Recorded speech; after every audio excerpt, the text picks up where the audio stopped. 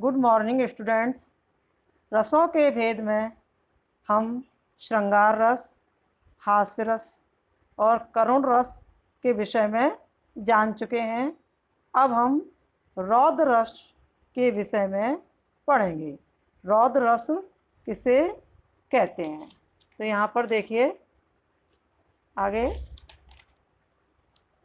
जिस भाव में क्रोध नामक स्थायी भाव उद्बुद्ध होता है, उत्पन्न होता है, वहाँ रौद्र रस माना जाता है। रौद्र रस के आलम्बन क्रोधोत्तेजक, अनुचित कर्म तथा अन्यायपूर्ण कर्म करने वाले व्यक्ति होते हैं। असत्य, अन्याय, अत्याचार, अपमान, शत्रुता, सामाजिक कुरीतियाँ आदि स्थायी भाव क्रोध की जनक बनती हैं।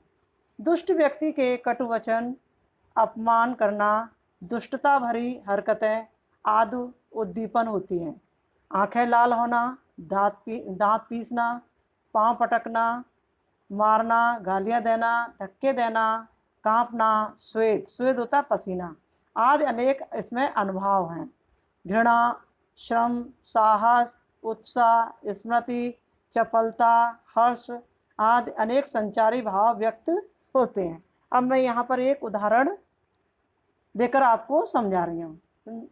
रे नृप बालक कालवश, बोलत तोय न समार, धनुई सम त्रिपुरारी धनु विदित सकल संसार।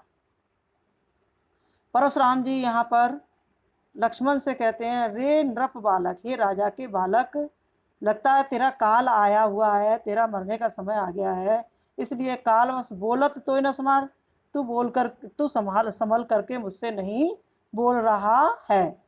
धनुई सम त्रिपुरारी धनु, तो इस धनुष को तू शिवजी के धनुष के बराबर समझ रहा है। तो धनुई सम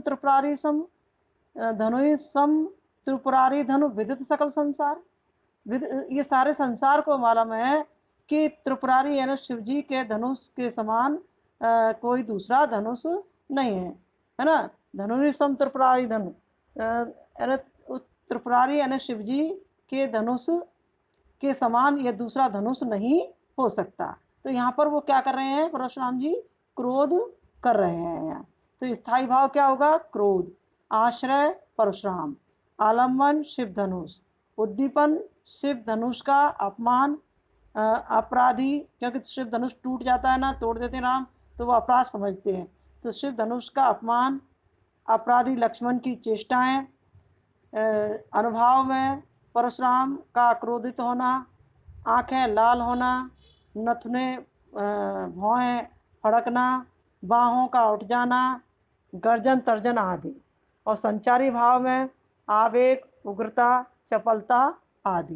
तो ये हुआ आपका रौद्र रस।